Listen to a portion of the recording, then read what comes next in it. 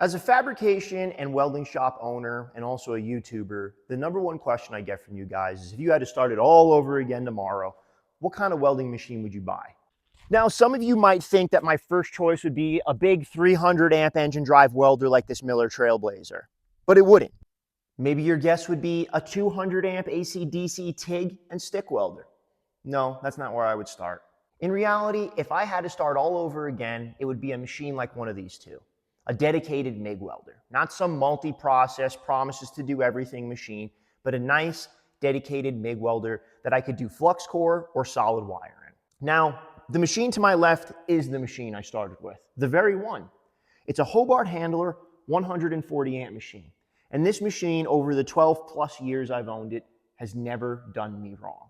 This isn't a review to drag the old Hobart Handler, but technology's come a long way since this machine was in its heyday. And that's what brings me to saying this would be the machine I would start off with. The 2000i HTP. This machine has been fantastic. We have been testing this machine for over a year. And I want to take a second to thank HTP. They're the only welding machine company besides ESAB that's given me the amount of time you properly need to test a machine. These shot from the hip reviews you see with these guys, those stupid little stick welders, these stupid little MIG welders that they've only had for a few days, I don't buy that. This machine is tried and true. We have put hundreds of pounds of wire through this machine, one 11-pound spool at a time, and it's handled everything beautifully. And I'm going to explain to you why I would buy this HTP over something like a Hobart Handler or maybe a Harbor Freight Jobby or anything like that. And it's going to start off with the obvious. This machine is almost half the size of the Hobart Handler. Having 60 more amps and half the size almost, that's a big deal. For me, the weight of the machine is everything because I got to go carrying this thing around. I don't want to carry this thing up and down 8 flights of steps if it's going to weigh 70, 80 pounds. The Hobart Handler here, I think it comes in about 50 pounds, 60 pounds, a pretty heavy machine. Whereas the HTP is about 10 pounds less, and you notice it, even with an 11-pound spool in it. Now, these days, we've put the Hobart into a semi-retirement phase. I don't get rid of this machine because, well, I like to look back and remember where I came from. And this machine made me so much money over the years. And it continues till to this day. We still keep this thing loaded up with flux core, and we'll drag it out every once in a blue moon if we need to do a trailer job that can't quite back up to the shop because something else is in the way. But these days, if we're MIG welding, it's going to be gas shielded, it's going to be in the shop. This is our machine. We only keep 030 in our HTP, and the reason is we have its big brother, the 3000i. That machine only has 045. And you'd say, Anthony, well, why have two MIG welding machines with only 100 amp difference? Well, the reason is we use the 3000i on our big boy columns, big boy steel. That is a 300 plus amp MIG welding machine, where this is a 200 amp MIG welding machine. You just can't push 045 out of this thing. It's not going to work out good for you. So we keep 030 in this, and this handles most of our light duty work. We very rarely weld anything below 14 gauge, and 030 is perfect for 14 gauge, 11 gauge, 10 gauge, all the way up to 1/4 inch. 030 is a suitable wire. The big thing that I like about this machine is the pinch. What pinch is when you're welding, you get that annoying little ball on the end of your MIG wire. What pinch does is it prevents that little ball from appearing. It basically blasts it off on the weld previous to the one that you just made. Another great feature of this machine is the post flow. I love post flow on MIG. I didn't think I would until I started using machines with post flow. Having that little extra gas come out at the end just to make sure that weld is fully solidified before you move on to your next one is a great thing to have on any machine. So let's kick this bad boy on and go through some of the features it has. Now, what I like about the HTP is it has just enough features to bring you into the 21st century, but not so many that it's confusing to use.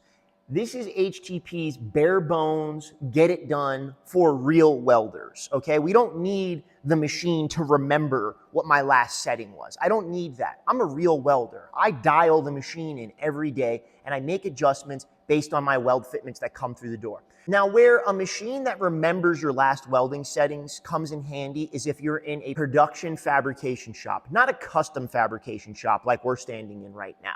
I never make the same weld more than basically 100 times. Now, if I was doing thousands of fitments the same way, the machine remembering my settings would be a good thing. But I find it just adds more complication to the machine. Now, right here, the machine is super ergonomic, super easy to use. If you want to change your pre-flow, you click it once, the little gear button, you can change your pre-flow. You want to change your post-flow? No problem. Click the button once, it does that. Click it again for burn back, but that's primarily a spool gun setting. Click it over, you're back on your wire speed. And you can see you can adjust it right down to the very last point, making it very ergonomic, easy to use.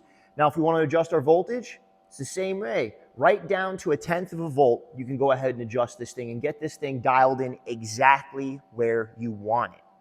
It also has the availability to have a spool gun hooked to it, which I find very handy. The other thing that I like about the HTP is you can get the optional 15-foot gun with it.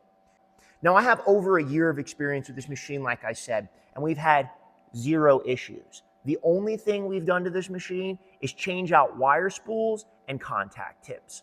Otherwise, the machine is great. You've heard me say this before, but I like Italian-made stuff. We all like Italian-made stuff. Don't lie and say you didn't have a poster of a Lamborghini or a Ferrari on your wall as a kid.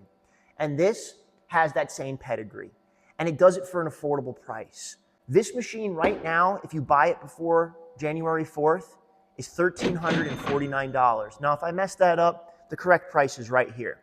If you guys want to add one of these to your arsenal, or if you're just starting out, or if you're a hobbyist, or you're a guy who just fiddles in his garage a little bit, this is the perfect machine. This is also the perfect machine for a guy who's been doing this for a long ass time and doesn't want to change out his 300 amp machines spool from 045 down to 030 and contact tips and liners and all that bullshit.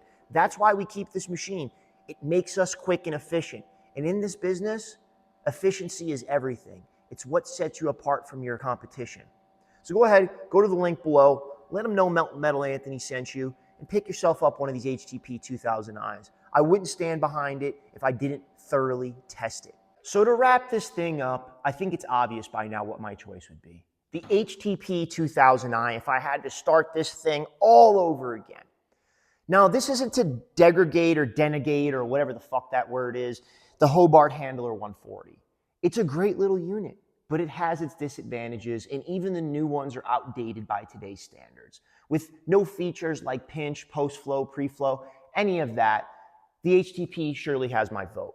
Now, the HTP is a little more expensive than a Hobart Handler 140, and it rightfully should be. You're getting 60 more amps of power, you're getting the features I just discussed, you're getting a more ergonomic design, and you're getting that Italian pedigree. But it's not as expensive as the machine that it's truly comparable to, the Millermatic 211, which if you use one of those machines, it's basically just a dressed up Hobart Handler with a couple of more features and a digital display. This machine outclasses Miller's machines by a mile, in my opinion. I've had Millermatics, I've had all sorts of different Miller machines, because before I had this YouTube channel, that's all I knew was out there. I learned about HTP from a close friend of mine, Peter. He brought me into the fold with these guys, sent me this machine over a year ago, and I didn't hear a peep from them. They didn't get demanding on their reviews. They didn't email me scathing letters. They didn't get in my inbox on Instagram and demand I made more videos like their green competitor. That tells me they're confident in their product. They don't need me as a spokesperson. They'd like to have me as a spokesperson. And they got me. And they got me through patience and truly delivering a machine that's a cut above. I've had fantastic luck with every MIG welding machine that they've sent me. But anyway, guys, I hope you like this video. I hope it helps you make the right decision on your next MIG welder. And remember, guys, if you don't like the video, go fuck yourself.